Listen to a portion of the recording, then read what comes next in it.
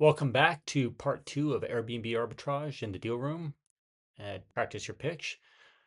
We're going to listen to Aiden and Patricia continue their conversation on scaling and growing your short term rental business, how to make the most money out of it. Enjoy. And so I leverage the network that you already have. This is a great room to start. Is anybody here a landlord? I'm sure someone is. I'm sure someone has a Mm. great property that they're looking to rent out. Why not connect with them and see, hey, maybe we can do a win-win situation here, right? So it doesn't have to be just cold calling property managers. It might just be your best friend. Like, oh, you have an empty cottage? I'm looking for a cottage, right? So. And on that note, Mel has a question about damage that might happen or defaults on rental payments. Can you guys maybe touch on that and how you can maybe or try to guarantee? Obviously, it's hard to guarantee something like that, but uh, how do you go about dealing with potential damage to a landlord's property? I'm just reading right now. Sorry. Mel Giannoni asked the question. And in the meantime, Jenny Black, I hear you. 5 dumpsters full of garbage in the yard. Yeah, yeah. So And they you can, and they were the big dumpsters. oh wow. And how nice, they were just like, here, take my garbage, right? It was lovely. It Yeah, was it was lovely. lovely. Hey Mel, see your question now. Sorry, I don't have my glasses on. Sometimes they will ask to personally guarantee.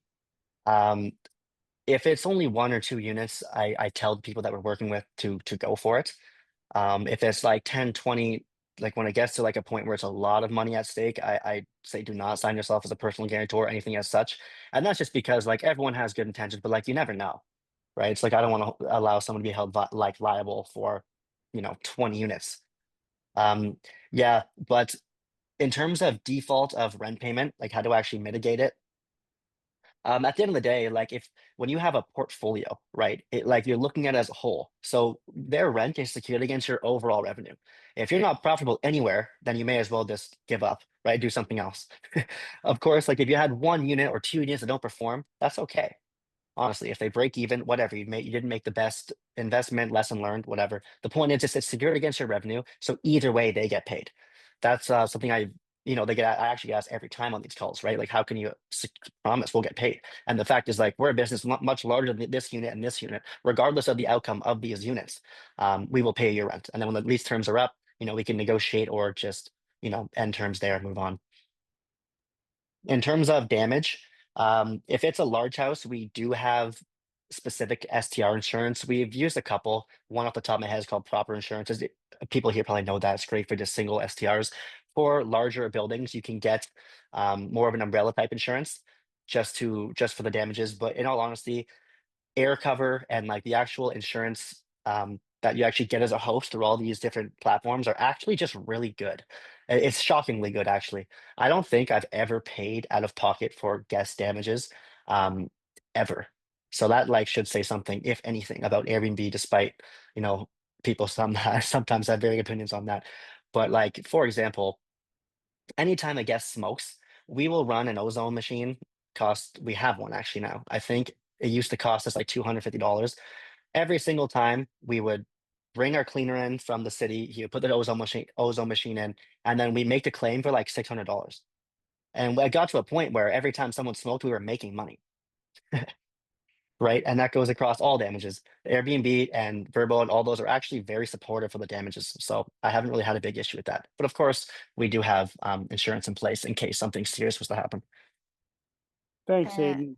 I did have a Yeah, reference. of course. question. I did have a question about, okay, so you're now looking for properties. Are you signing gross leases because, maybe there's water consumption, heat, whatever, different tenants consume different utilities, right? So when you're Yeah. signing leases, are they gross leases and you don't have to worry about those? If it's like a master lease versus individual, Yeah, like I assume that you're taking these leases on for at least a year at a time and utility consumption, who handles that? Is it the landlord? Is it the property manager? Whose name is these utilities under? Is it under I your gotcha. name? Yeah. Yep. So regardless if it's a master lease or individual lease signs, it gets a little bit tricky because, like I said, we actually build these for clients. So how this works is like we sign the leases and then we'll sublease them out to our clients. That's like just the easiest way we've done it. So if they mess up, it just comes back into us and we handle it to keep our relationship with the property management. But for the utilities and everything like that, it's always came directly under our name and then just out of our bank account. So it's never everything's taken off their plate. Thanks. Appreciate Yeah, it. of course. Yeah, no problem. Raphael, jump in. All right. Hey, Aiden. Pleasure to Hey, meet how's it you going? and appreciate you You going too. over all of this on short notice as well. So just a little background on me. I own a construction company here located in Cincinnati, Ohio, actually. So I'm very familiar with the Cool. Midwest and the opportunities just in real estate all around, especially this particular thing. We actually did a massive remodel for a 5-unit apartment building in the over the Rhine area here in Cincinnati, where they're just We got a doing, bunch there. yeah, so they're not doing Mhm. arbitrage over there, but they're just doing just your standard Airbnb, Yep. which they're doing pretty well. My question for you on this, and I've always really had this question, and I got various answers from everybody, but I take more of a very risk adverse strategy when it comes to investing in real estate, and Mhm. specifically with Airbnb. How do you guys, and maybe this can go for like verbobooking.com or wherever, whatever else you use for arbitrage. There are certain cities that either have very strict regulations behind Airbnb, or they just don't allow it at all. Like your New York's, your Los Angeles's, your Yep. Atlanta's, all of those places. How do you, when you're dealing with when you're creating these arbitrage opportunities for your clients, how do you curb the risk of that in certain markets? Do you do like analytics behind every market before you just decide to put somebody in a market? And how do you kind of predict some of those triggers that may cause a deregulation of like Airbnb, for example, in a Yeah. market like a Dallas or something like that? Okay, that's actually a really good question. Mhm. So I will say before I go down the rabbit hole, for Mhm. like the regulation side, if 9 times out of 10, okay, I've only seen it happen to a couple people where they actually, off the top of my head, New York. I can't even think about anything else. 9 times out of 10, if there is a huge regulation change or something like that, the original listings are usually grandfathered in. Or there's like, it's not like you're kicked out tomorrow. It's like by the end of your lease term, which is, it could be 3 years away, 2 years away, whatever, because you like to sign longer leases. So usually like when there's a regulation change, it's never like a long term or it's never a short term, like, oh my God, we have to handle this now. It's just like, right. And then we just take our furniture out and move it elsewhere. So the actual regulation, or the worry about like losing our listings to regulation isn't really a big deal to us. But the second half of that question would be like how to navigate the places that do have regulations, right? So the places that have regulations are actually our favorite places, and it's because of the barrier to entry. Because we have certain loophole. Not it's not a loophole. It's more just like going for it, for lack of a better word. But like we are in markets that a lot of people aren't getting in because they either don't know how or they don't know how to navigate the regulations. They would rather go somewhere else that's very red ocean and then just like go in there and not make a bunch of money. So like our favorite thing is actually going into these more regulated areas or trying to find hotel zoning or little ways to actually get around it. And then we are just like completely blue ocean, making tons of money. So we actually favor going for the more regulated areas now. Perfect. Appreciate that answer. And by the way, did not know a ozone machine even existed. So I learned something new today with that one.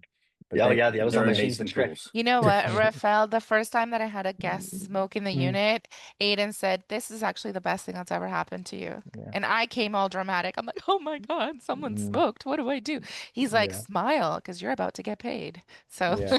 And I can also second what you mean by just the insurance aspects of specifically Airbnb. I mean, they pretty much don't ask any questions when it comes to insurance claims. I mean, because they're such a large company that they can withstand, paying out premiums and stuff like that. So, Yeah, great, really great knowledge here. And like for anybody for Airbnb and arbitrage, and if you're starting real estate for the first time, I can second that it is a pretty easy way to get into real estate, because as you get into things like construction, development, rehabilitation, I mean, it gets very tricky when it comes to that. So this is a great place to start. So really appreciate you, Aiden and Patricia, for going over this. yeah, of course. Thank you. So I'm going to re-add in the chat all the different ways that you can get in touch with Aiden if you want to learn more about Airbnb arbitrage, if you want to learn what Vacaria does, if you want to join the free school community, Arbitrage Alliance. And if there are any other questions, Aiden's here. Honestly, Aiden, thank you so much for jumping on. I feel like I ambushed you a little, but it shows how flexible you are and how well you know your stuff, because I did not give him the questions ahead of time. I more or less just made them up as I went as well. So I think we we made it through the presentation. Aiden, I Yeah. actually have a couple questions for you. First off, thanks for joining us on such a short notice, and Patricia, thanks for putting this together. I really appreciate you reaching out to him. So you said you guys have properties in Southside Flats in Pittsburgh, and I live in Pittsburgh. So when you mentioned Oh, do that, you? you're like, I don't know why they rent. I was like, yes, I am right there with you. I've only lived here about 4 years, and I feel the same way. What are your thoughts on those properties performing next year during the NFL draft here in Pittsburgh? What do you think they're going to go for? Nuclear. I don't even have a number. The Pittsburgh in general, the best month of the year is October, religiously. Like the numbers don't even make sense. They're like 30% higher than like July, to put it in perspective. So when that comes around, it's going to be like, I don't even know. Like, Yeah. out of nuclear. That's exciting. So that leads me to when you're talking about Southside Flats, for those of you who are not familiar with the Pittsburgh market, the properties are extremely old. A lot of them look dilapidated from the streets, and you walk in and it's all renovated on the inside and it looks amazing. But it's an old mining town, so a lot of these houses are 100+ years old. The properties that you're renting in Southside Flats, what are the condition of them when you go in, and then how much work does it take to get them ready? So the biggest issue, I'll say just in general, then I'll come back down to Pittsburgh, but the biggest issue with old homes like that is like more retrofit systems and stuff like that. It's not necessarily the looks, because anyone can make everyone here's in real estate, right? So anyone can do some work and make a place look good. It's more about like what the actual bones of the building is. So that's what I'm most worried about in Pittsburgh, but especially South Side, right? But when you walk in, it just looks like it's a kind of a weird area right now, right? Kind of going through like some sort of gentrification kind of. So it's actually like the buildings are really, really nice. We're on if you're from there, we're on East Karsten, and I can't remember, it's escaping me, but we're right on the corner of East Karsten and anyway, they're called the Revival. So it's one's on this side, one's on this side. They're very old. It looks like a bank almost on the outside. Yep. Yeah. I'm familiar. Yeah. And then my last question for you is choosing markets. Sounds like you're a little all over the place. I'm assuming you use AirDNA for looking at marketability on certain properties, but how do you go about choosing what markets you guys get into? Yeah, so we do use AirDNA, but I want to be careful when I say that, because the issue with AirDNA, like anything I guess in 2025, is there's so much information on AirDNA that when you're first starting and looking, you can't actually delineate what is useful information to make decisions and what is just random metrics that don't matter. So to give you like a quick masterclass here, if anyone was to use AirDNA, the only thing that really matters is the fundamentals. Okay, the rest is just pointless. You want to make sure that they've been on the platform for 365 days. Okay, because if it's 180 days or whatever random number, they use revenue potential, which revenue potential is not revenue, right? So you want to make sure they've been around for the full year. Yeah, it's just like it's speculation, right? And then the only thing that really matters, right, is revenue per available room, an old hotel metric, revenue per night, demand, and then the supply growth over the past few years. That's the only thing that matters when you're looking at a market. And then you can play around with that by looking at certain unit sizes and looking at how it looks again, and then looking for 5 bedrooms and seeing how it performs again, and looking in this submarket. And if you just dig around, I wish I had a cooler answer for you, like a more detailed one.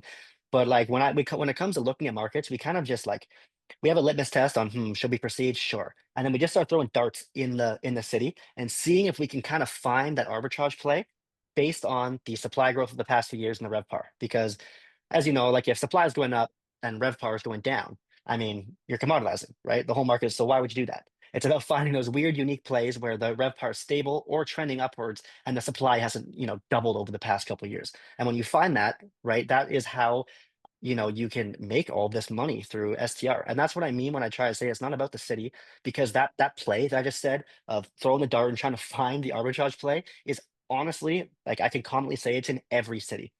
Because when I first started in Pittsburgh, like a while ago, this wasn't even a market for STR. Like, there's still no regulations there. This was like just starting. And I was like, wow, I can't believe that this is getting booked so much. My first house, my first thing there was a big 3-bedroom house, and it was consistently made. The rent was 3,100 all in. I negotiated my utilities and stuff in there. It consistently did 100 grand every year for 3 years in a row. So the Wow. ROI on that, arbitrage play, not owned, right, turned into the thousands because I had it 4 years total. So it turned into the thousands in a random, it was up near Mount Washington, a random house beside the bridge in Pittsburgh. And people are talking to me about Nashville and stuff. I was like, I'm just in Pittsburgh. I don't know. Yeah. That's great. That's awesome. No, thank you very much again for coming on and answering these questions. The value that you brought tonight, I think arguably is hands down phenomenal. Everybody in the comments, everybody in the room have really got a lot from you. So I really appreciate it. That was Patricia and Aiden Weir talking about Airbnb arbitrage and scaling their business and how it can apply for you and your business. Hope you got a lot of value out of this. Leave a comment, like, subscribe, hit the bell, and keep an eye out for more videos.